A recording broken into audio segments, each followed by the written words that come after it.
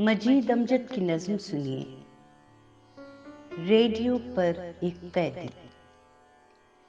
Radio पर एक कैदी मुझसे कहता है, मैं सलामत हूँ। सुनते हो, मैं जिंदा हूँ। भाई, ये तो किससे मुखातिब है? हम कब जिंदा हैं? अपनी इस चमकीली जिंदगी के लिए तेरी मुकद्दस जिंदगी का यूं सौदा करके कब के मर भी चुके हम इस कब्रिस्तान में हैं।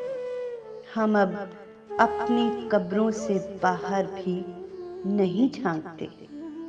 हम क्या जाने किस तरह इन पर बाहर तेरी दुखी पुकारों के ये मातमी दिए रोशन हैं, जिनके उजालों में अब दुनिया इन लौहों पर हमारे नामों को पहचान रही है।